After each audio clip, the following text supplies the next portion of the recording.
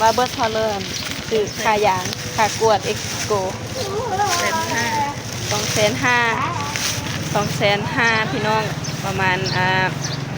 อันนี้อีก400 300นี่100,000พอดี350,000เนาะพอดี500ลมเบิร์ดพอดี500 บาทเป็นเงินไทยเนาะเงินลาวกับ350,000 กีบกำลังเจาะเลือดอันเพิ่นสิตรวจเลือด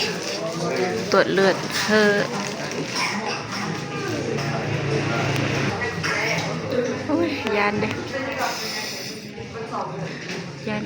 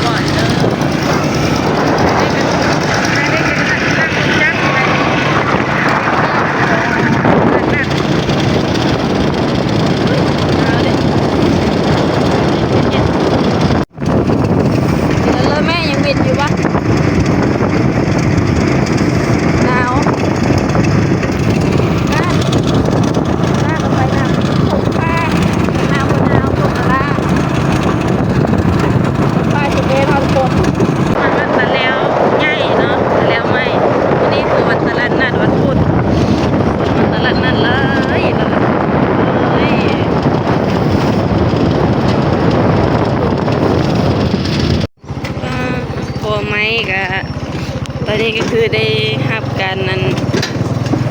บูรณะปิ่นโปนแล้วตะกี้แล้วป้าตู้นี่ก็คือคนโซ่ดิ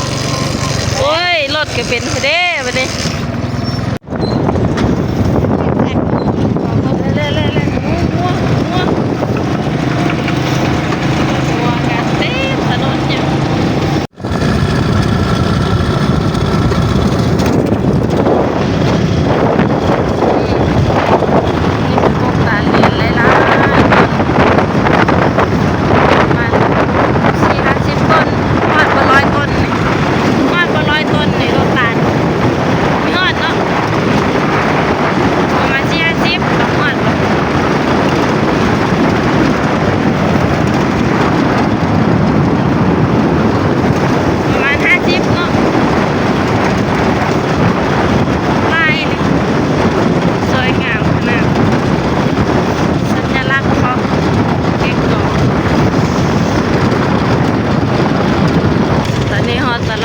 กอกเรียบร้อยเนาะ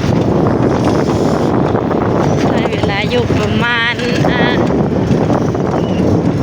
จากนาทีครึ่งชั่วโมงประมาณ20 กว่านาทีไปคลินิกท่านหมอแววลายพย่องก็อย่าว่ากันเด้อฉุกเฉินแล้วคลินิกทันหมอแววเนาะคนก็เยอะทุกคนกินมาเริ่มยังวินอยู่หนักโฮบ่เติมพลังหนักโฮเดี๋ยววินแล้ววินยาไขมันคันไม่กินยานะเดี๋ยววินยาลูกยาห้องกันเลยไปเวลาลูกมาวิ่งตอนนี้พามาคลินิกที่เก่งกอง ตื่นมาแล้วก็มาด้วยคนก็มาหลายๆแล้วคนมาตรวจคลินิกที่ใหญ่เลยคลินิกที่ดัง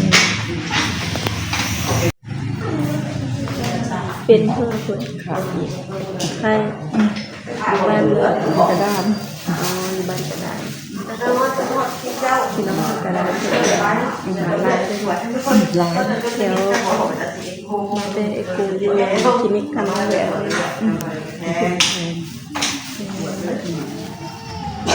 ที่บ้านอื่นนะแพง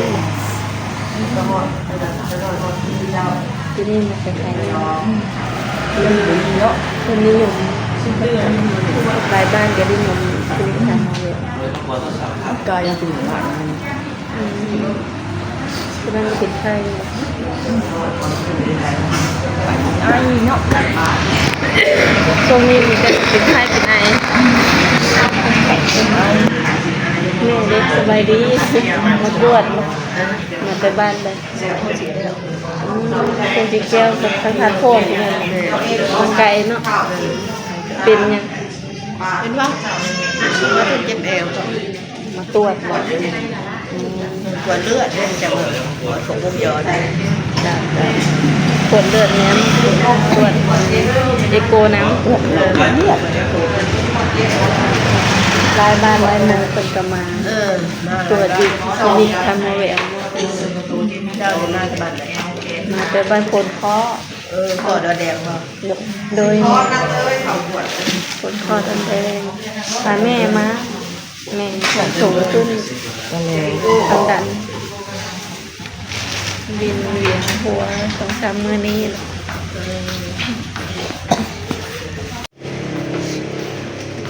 ตอนนี้แม่กำลังเจาะเลือดอันเพิ่นสิตรวจเลือด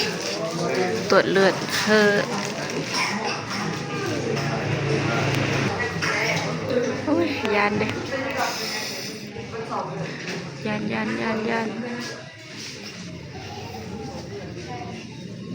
เพิ่นเอาลาเห็นบ่เพิ่นแทงเอาเลือดละ